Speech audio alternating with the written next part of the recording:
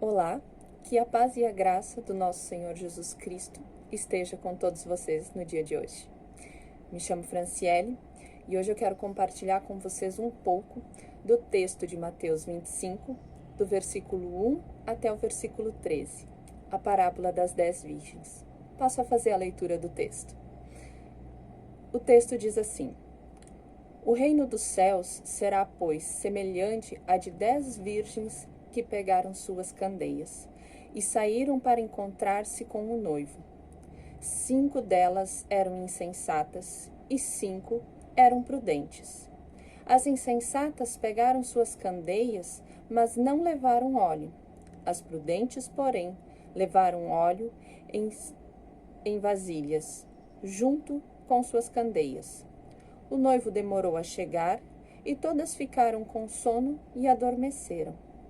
À meia-noite, ouviu-se um grito: O noivo se aproxima, saiam para encontrá-lo. Então todas as virgens acordaram e prepararam suas candeias. As insensatas disseram às prudentes: Dêem-nos um pouco do seu óleo, pois as nossas candeias estão se apagando. Elas responderam: Não, pois pode ser que não haja o suficiente para nós e para vocês. E saindo elas para comprar o óleo, chegou o noivo. As virgens que estavam preparadas entraram com ele para o banquete nupcial, e a porta foi fechada. Mais tarde vieram também as outras e disseram: Senhor, Senhor, abra a porta para nós. Mas ele respondeu: A verdade é que não as conheço. Portanto, vigiem, porque vocês não sabem o dia e nem a hora. Até aqui o texto da palavra de Deus. Ao contar essa parábola das 10 virgens, Jesus está no Monte das Oliveiras com os seus discípulos. Se voltarmos um pouco no texto de Mateus até o capítulo 24, percebemos que esta, entre outras parábolas, que Jesus conta ao longo dessa conversa que ele tem com os discípulos no Monte das Oliveiras, tem a intenção de falar sobre a escatologia, ou seja, sobre o fim dos tempos, sobre a segunda vinda de Cristo para nós. Os discípulos, assim como alguns de nós cristãos de hoje, se preocupavam em saber quando seria o fim de tudo. Mas em Mateus 24, no versículo 36, Jesus fala sobre onde todas as coisas se cumprirão, e então o fim chegará. Jesus revela nesse versículo algo que impacta a vida de fé dos discípulos e também a vida de fé de todos aqueles que se dizem cristãos ao longo da história. O texto dito por Jesus nos fala: quanto o dia e a hora ninguém sabe, nem os anjos dos céus, nem o Filho, senão somente o Pai. E é sobre essa informação importante e impactante que Jesus ensina na parábola das 10 virgens. Jesus fala aos seus discípulos e a nós sobre uma festa de casamento, sobre 10 moças que participam dessa festa. Ele descreve as moças e ressalta algumas características em comum que essas 10 moças possuíam. As 10 eram virgens, todas saíram para se encontrar com o noivo. As 10 foram convidadas a participar de uma cerimônia de casamento. As 10 moças adormeceram enquanto esperavam um noivo. Um noivo que demorou mais do que o previsto a chegar, pelo que percebemos no versículo 5. Ele demora mais do que o previsto, porque a cerimônia de casamento daquela época não era uma cerimônia como nós conhecemos nos dias atuais, e sim uma cerimônia que se estendia ao longo de alguns dias. E dentro dessa cerimônia, que se estendia ao longo de alguns dias, nós temos um momento onde essas 10 moças participariam, que é o momento em que o noivo vai num cortejo, vamos dizer assim, até a sua noiva. E é para esse momento que essas 10 moças deveriam estar preparadas. Elas, com as suas candeias, acompanhariam o noivo ao longo desse cortejo feito por elas até a casa da noiva, aonde os dois se encontram.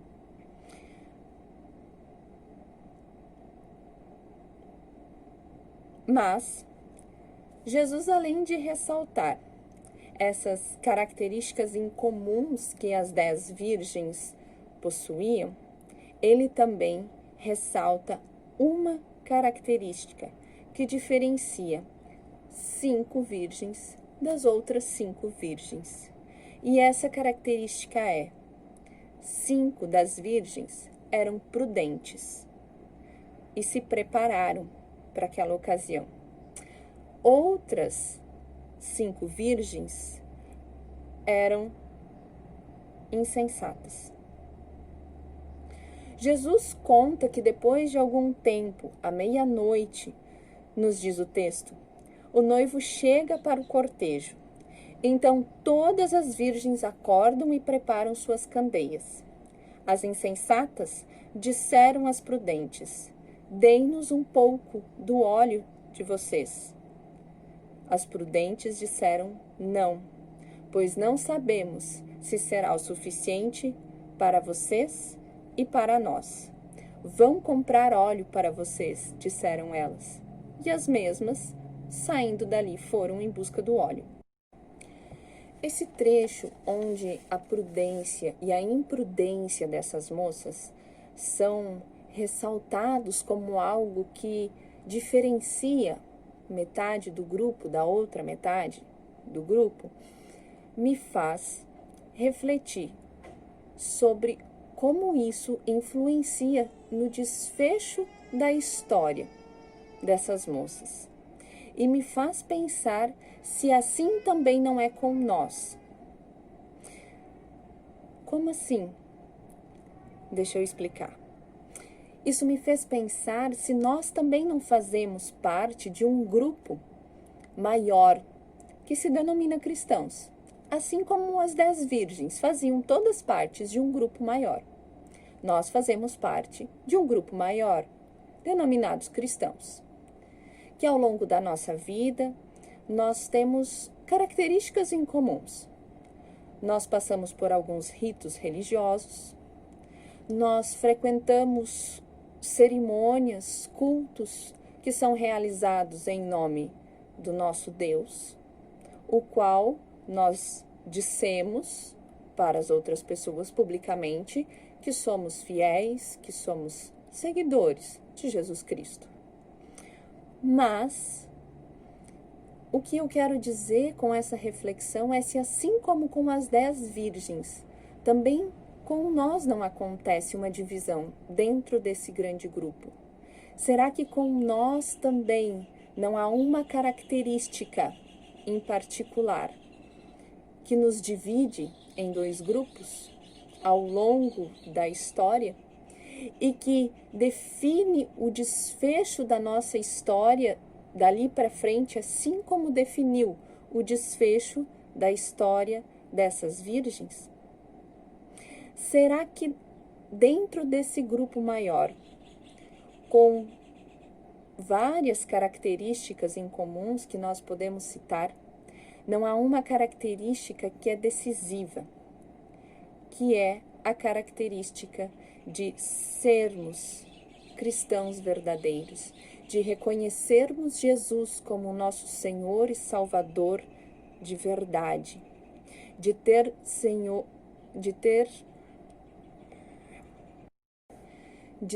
prudência, ou seja, de ter Jesus como Senhor e Salvador das nossas vidas verdadeiramente e estarmos preparados para o dia da volta dele. E os insensatos, os que não estão preparados para esse dia da volta do noivo, do nosso Senhor Jesus Cristo.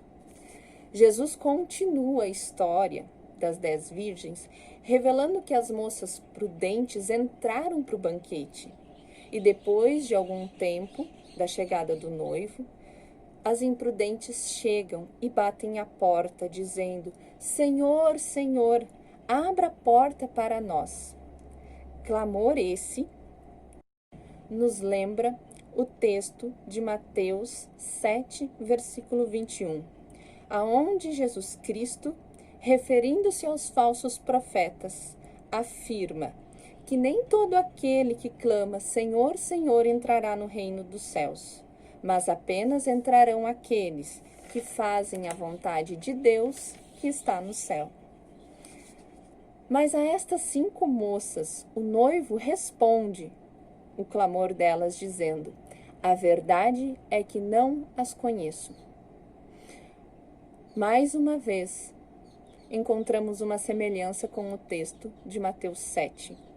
No versículo 23, aonde Jesus, em resposta ao argumento dos falsos profetas, diz: então eu lhes direi claramente, nunca os conheci. Afastem-se de mim, vocês que praticam o mal. Assim, nós podemos perceber que esse texto da parábola das 10 virgens e esse texto de Mateus 7 não está falando de um discípulo que perde a salvação, mas sim de um falso discípulo, alguém que até possui características incomuns com um grande grupo, que se chama cristão, mas que está separado por apenas uma característica, a que verdadeiramente importa: ter Jesus verdadeiramente como Senhor da sua vida. E como consequência disso, buscar estar preparado para a volta do noivo, que é Cristo Jesus. Nós vemos em Gálatas 5, dos versículos 16 até o 26, que aqueles que têm Jesus Cristo como Senhor e Salvador de suas vidas passam a ser transformados pelo Espírito Santo. Então, produzem frutos notáveis, ou seja, produzem frutos que outras pessoas conseguem ver na vida deles. Frutos que são dados, que são realizados por meio do Espírito Santo na nossa vida. Entre esses frutos estão o amor, a alegria, paz, paciência, amabilidade, bondade, fidelidade, mansidão e domínio próprio.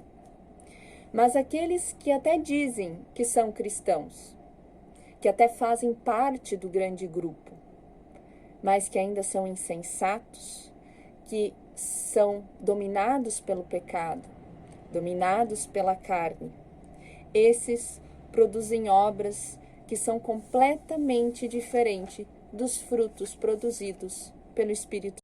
Estes, dominados pela carne, como diz o texto de Gálatas 5, produzem obras como imoralidade sexual, impureza e libertinagem, idolatria, feitiçaria, ódio, discórdia, ciúmes, ira, egoísmo, dissensões, facções e inveja, embriaguez, orgias e coisas semelhantes. E estes, assim como as 5 virgens insensatas, assim como os falsos profetas, não entrarão no reino dos céus. Mas lembrando que Jesus contou essa parábola para os discípulos para responder o anseio por saber quando seria o dia do fim, temos o final da parábola, o versículo 13, que nos traz o grande ensinamento dessa parábola, que diz: portanto, vigiem, porque vocês não sabem o dia e nem a hora. O dia da volta de Cristo, o noivo, não é revelado, nem aos discípulos, nem a nós, cristãos, ao longo da história. Mas aprendemos que devemos estar preparados para o dia do fim. E como nós não sabemos quando isso vai acontecer, nós devemos sempre estar preparados. Estar preparado significa aceitar Jesus como o Senhor e o Salvador da tua vida de maneira verdadeira, de uma maneira que somente você, sendo sincero dentro do teu coração, saberá responder. Estar preparado significa buscar fazer a vontade de Deus. E para saber qual é a vontade de Deus, nós devemos nos dedicar a uma leitura profunda, a um estudo da palavra de Deus, porque ali nós vemos o que Deus espera das nossas vidas, como Deus espera que nós, como cristãos, nos comportemos. Estar preparado significa permitir a ação do Espírito Santo na tua vida, permitir que os frutos da fé sejam perceptíveis. E com isso eu não quero dizer que nós devemos ser perfeitos, nem eu, nem você. Somos perfeitos aos olhos dos nossos irmãos na fé, porque nós ainda temos a marca do pecado. Mas o que eu quero dizer com isso é que nós devemos nos esforçar, que nós devemos permitir que pessoas que nos acompanham há mais tempo na nossa caminhada de vida consigam perceber que nós temos os frutos do Espírito sendo revelados na nossa vida. Que se uma vez nós éramos sisudos, hoje nós já somos menos sisudos, somos mais alegres.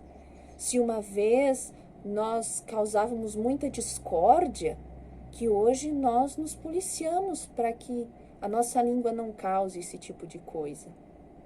Se uma vez nós nos embriagávamos, que hoje nós tenhamos domínio sobre isso. E assim, sobre todas as outras coisas que foram citadas como obra da carne. Que as pessoas possam perceber ao longo da nossa caminhada que nós passamos a ser mais amorosos, mais alegres. Estar preparado de maneira muito breve significa dedicar parte da nossa vida, dedicar a maior parte da nossa vida em compreender aquilo que Deus espera de nós.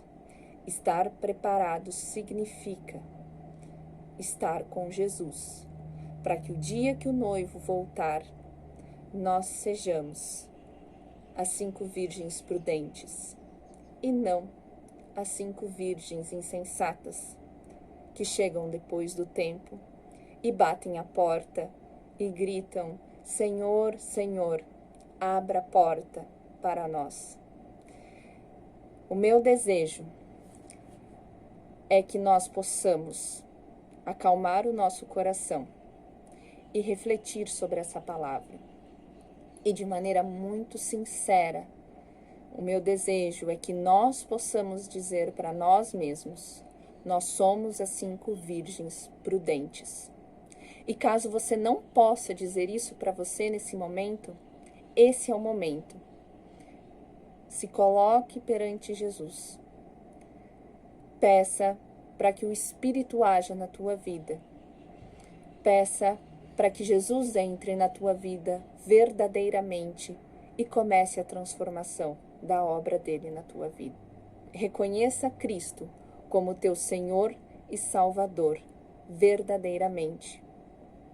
A pergunta que eu quero deixar aqui para você é: quando Jesus voltar, em que grupo você vai estar? Que a graça e a paz do nosso Senhor Jesus acompanhe vocês ao longo desse dia, ao longo dessa noite, e que vocês possam descansar sob os cuidados do nosso bom Deus.